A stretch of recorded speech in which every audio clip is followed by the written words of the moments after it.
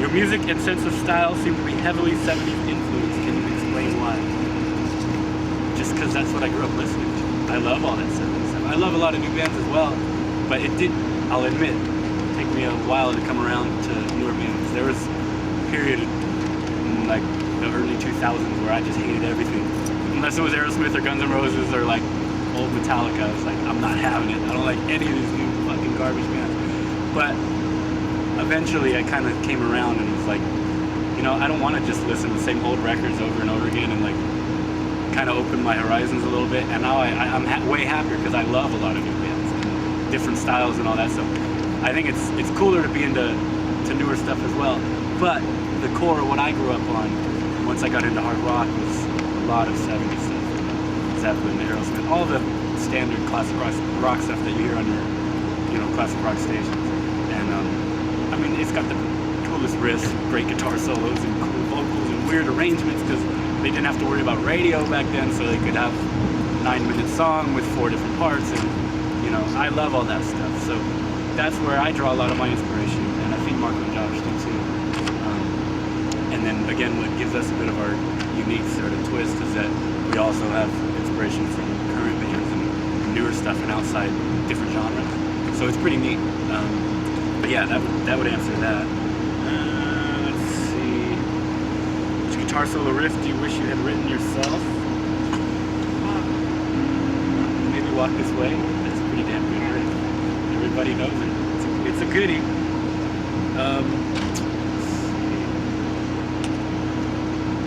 Will you post the lyrics to your songs on MySpace because I can't understand them all? I suppose we could look into that. I know sometimes I kind of slur my words a bit when we're recording. So yeah, okay. Okay, Kelsey in Arizona. How many songs have you started writing and not finished? Do you pick them back up at a later time to complete them? You heard it? Okay. Tons. That's my biggest downfall as a songwriter. It's a good thing, but it's a bad thing. I'll come up with little things all the time. My phone has a little voice recorder on there, so I save like tons of ideas, 30 seconds, 5 minutes, whatever. And I just have a million things that could become songs that I haven't sat down and done. Because once I kind of do it, then I'll go on and forget about it, unless I'm like already in the songwriting mood.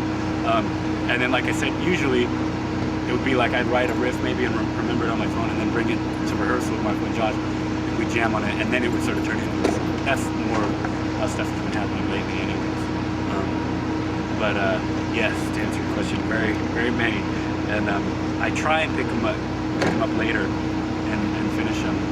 And usually it works out well. It's just a matter of forcing myself to do it and piecing them together. You could probably like put them out like a puzzle and like have 10 songs, just put maybe 40, I don't know. You put all the pieces together, so we'll see.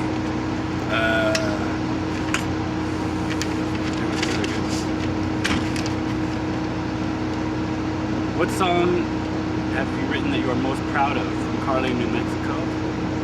That's hard to say, but right now, April 10th, 2009, I'd say one of our new songs called Dumb.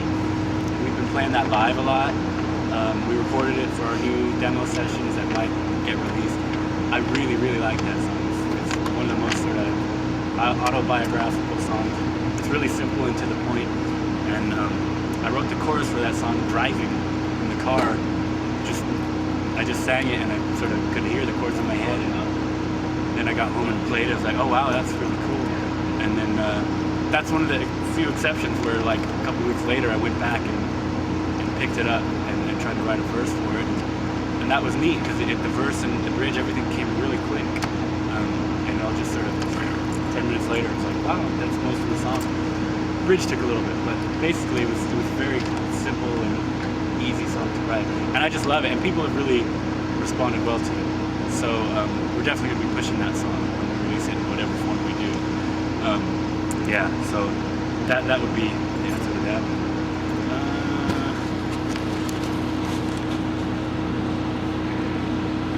From Sarah in Indiana, what was your first song you learned to play? Puff the Magic fucking Dragon. Magic Dragon. Yeah, it's like 2 chords. I think it was D and maybe A or G. But it was my very first guitar lesson when I was 9 years old. and I learned that, and I think Yellow Submarine in the same lesson, because they're both like only 2 chords, and it was really cool. And I loved that teacher, man. I was 9 years old, and I walked out playing a song. I was like, how cool was that in your first lesson? Not because I was good, it was just because it was very easy. It was hard, man. It was a struggle for the first few years when I was playing. But yeah, that's it. What 5 CDs are you listening to right now? I was just listening to the new Foo Fighters CD, or latest Foo Fighters CD, the latest Incubus CD, old Jeff Healey Band CD that I just got. That was really cool. He's a rhythm guitar player. The new Lamb of God, that's pretty cool. Wrath, that's a heavy record. And what's another one? Oh, damn it. What's my other record? I don't know.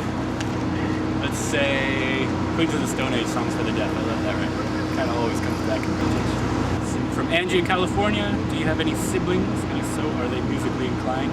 I don't know because I don't have any. So, I'm an only child. That's my problem. That's why it's all about me. I'm spoiled, but I had a very good upbringing. It was very nice. Yeah. No siblings.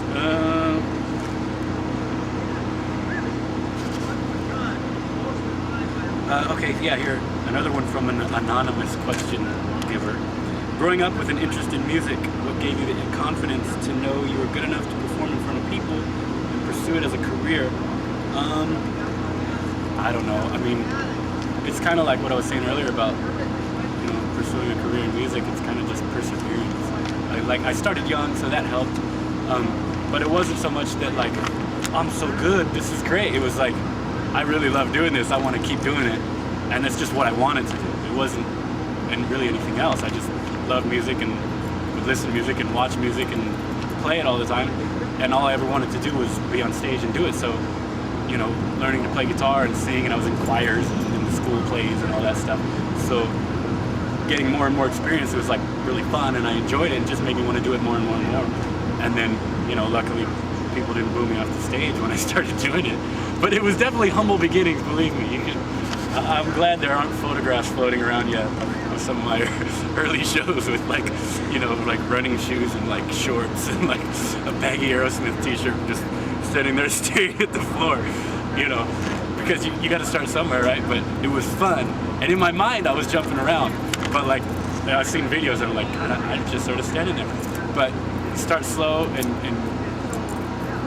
just keep doing it as much as you can, and I guess that's kind of maybe where I got some confidence, just out of more practice and experience doing it. But like I said, it was really just because I wanted to do it, not because people told me I was good at it. There's people who tell me I'm not, you know what I mean? It still happens. And as long as you're into doing it, that's what you should do. That's my